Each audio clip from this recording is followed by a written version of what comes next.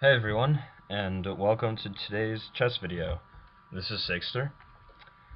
For today I have a game I played just yesterday. It was a game, it was a simultaneous game, played by international master Vojislav Milanovic, on ICC. His ICC name is Voya. And yesterday he was playing 5 people. It wasn't very crowded yesterday. Uh, and the time controls were 60 minutes with 60-second increments. Uh, so anyway, the players he played were quite low, and so I think he was playing quickly and maybe a little carelessly, just because there were lots. Most of the players were 1400 or 1500. And anyway, I managed to win a game against an IM. So I thought I would share this game with you guys. Uh, it's not spectacular per se. He made a mistake in the end, but I was happy that I stayed through the middle game and managed to pull off a win in the very end. And what makes it even more interesting is that he was actually my chess coach for 2 months. I stopped taking lessons from him like a couple weeks ago, and so he probably knew my playing style pretty well, and I've looked at some of his games, so I knew his style. So it was a pretty good matchup. We both knew what to expect from each other. And so this game will feature lots of potential pawn sacks that could have been made in the game that I didn't really get the chance to play. Although at one point I do make a quasi pawn sack, but it wasn't really a sack.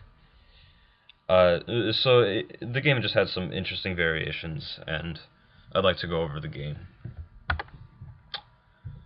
So it starts with b3, and this is the Nimzovich-Larsen attack, which I really know little to no theory about. I played knight f6 just because I also had the choice of transposing it into the some lines of the Dutch defense with f5 or e6, but my opponent is actually a Dutch player. He plays a Dutch defense a lot as black, and so I felt that I'd be at a disadvantage if I was playing his favorite opening. So I wanted to stay away from his comfort zone, and I played a line that in this position is quite rare. And the main line goes something like this, just so you have an idea. Those are just some opening moves.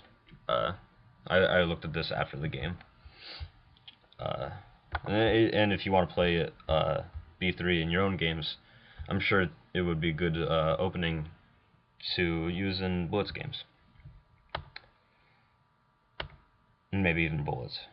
And so the point of d5 is actually not a book move, but the computer said it was just fine. In fact, it was one of the best moves given by the computer. What I wanted to do was eventually push for d4 and try to block this bishop out on this long diagonal. And so I'm actually going for similar plans to that of the Nimzo-Indian defense. And so this is actually pretty much Nimzo-Indian territory, just with switched colors. So I think white is ahead of tempo. So I myself, being a Nimzo-Indian player, I kind of knew what to do as black in this stage of the game. Then he pushes with f4, and we get into territory that I didn't want to get into. We have kind of the hallmark of the Dutch defense. And so this is a quasi, I'm not sure Nimzo-Indian or Dutch defense has qualities of both, especially after knight c6. And this pin. And so white's plan will be to trade off the bishop pair, but exploit the weakness of my double pawns as they are immobile. But for black, I have a comfortable space advantage in the center. So he trades off and then blocks. And of course, I don't want to take. The bishop here is my advantage in this opening. And so I locked up the pawn chain after getting my bishop out here. And I really want to concentrate on development this game, because I was afraid that if I got behind the development, this IM would just really just crush me. So I want to get my pieces out as fast as possible in castle. And I did just that. So we're both just about finished with development. I played h6 because I was afraid of any kind of pushes, aggressive pushes like this. And the computer actually gives that as about equal with knight e5, but it seemed uncomfortable for me. Even knight takes g6. This doesn't look exactly like a great position. I mean, it has its dynamic opportunities, but as a human player, this doesn't look really good for me. So I played h6, anticipating any kind of pushes. Slightly better would have been to just play bishop h5, not committing my pawns anywhere. And I was also keeping in mind not to commit my pawns, but I just didn't think of bishop h5. A little bit of prophylaxis against h3. So anyway, oh, and by the way, with bishop h5, I was going through some lines, and this one looked pretty cool. This is just a purely computer generated line. So this it looks like a sack on g4. I like that. Putting lots of pressure on g7, it's like the bishop is actually pinned. But it actually only gives it slightly better for white, as black has counterplay for the piece lost. So I thought that was just a pretty cool line if you guys want to look at that. Anyway, he played queen e1. And I played queen e7. Kind of an awkward move, I felt. I would really like to play queen c7, but then of course we run into bishop takes, and then I just open up my g file. So I just wanted to connect my rooks and complete development. So I was a little uncomfortable by this point in the game, especially after that move. I really was forced to protect the pawn. I felt like I was kind of defending this game against a strong kingside attack.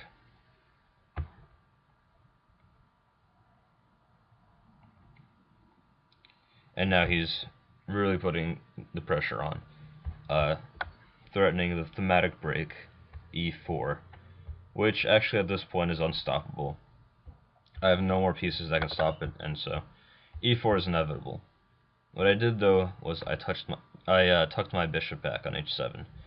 That way, if he pushes e4, he wouldn't get the tempo on my bishop, and I wouldn't be forced to take. A variation would be rook d8 as a move, and by this point, white has a pretty significant advantage. Black's pawns are, these two pawn islands are weak, and white's just very well organized. Aesthetically, it looks good too. He has a space advantage, and I don't see any real targets on his side. So anyway, he played knight f3. Not going for the e4 push just yet. Oh, and if e4 here, there's actually I was actually considering this pawn sack to get into some complications. I was looking forward to pressure on the B file at some point, but the computer line gives it something like this. So black will expand on the queen side, and generate some counterplay there. He'll probably get his pawn back in the next move or so. So I played rook d8, looking towards the 7th rank in the future if things ever opened up. It was kind of it was a very deep move. I'm not sure how accurate it was, however. And knight g4 was very annoying. He really forced me to trade off, because he's threatening knight takes h6, among other things, as exploiting this pin. So actually, his biggest threat was just bishop takes, or even actually knight takes is just fine. So I was pretty much forced to take because of the pin. Maybe king h8 earlier would have been a little more accurate on my part. And now I'm forced to make that concession. Although right now it's not fully punishable. The bishop's blocked out of this diagonal, but my king side is getting a little weak.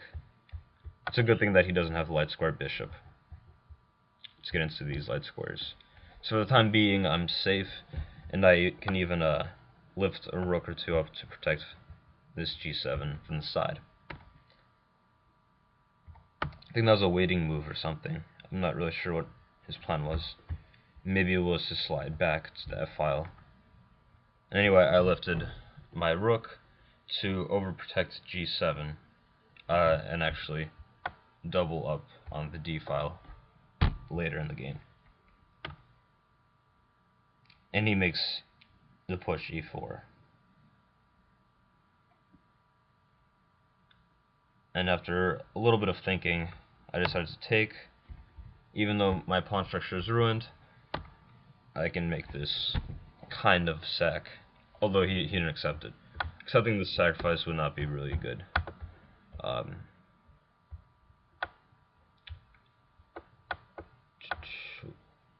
Bishop b4 is given as best move, and black has sufficient counterplay. Yeah, at this point, black is really fighting back.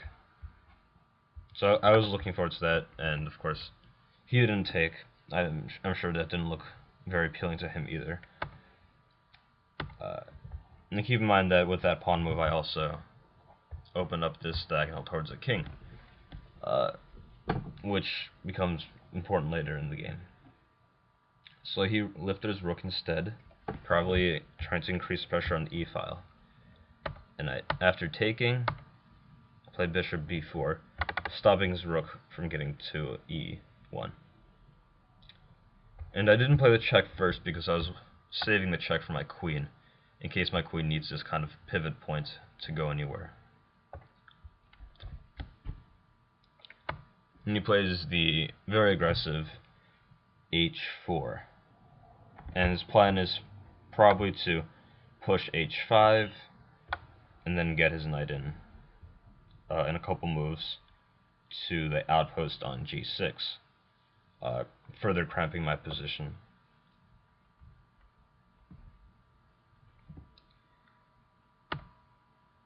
Played king h8, which was actually best move. You have to keep in mind the pin is still working, so if my queen ever moves, f6 falls. So unpinning, realizing that I had to do that sooner or later, and he moved a little too quickly and played h5. Now you can pause the video and see why that was a maybe not a blunder but a mistake.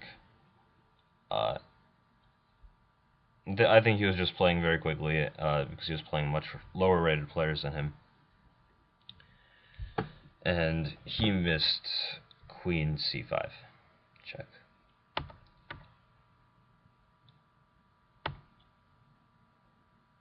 And that was the second mistake that really mark the end of the game.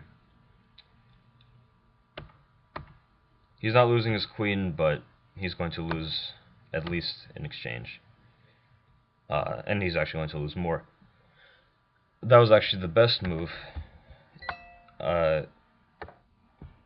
If bishop d4, and it's funny, I actually didn't see this variation, or whoops, 1 second. I was looking at rook takes d4, and I plan to just exploit the pin.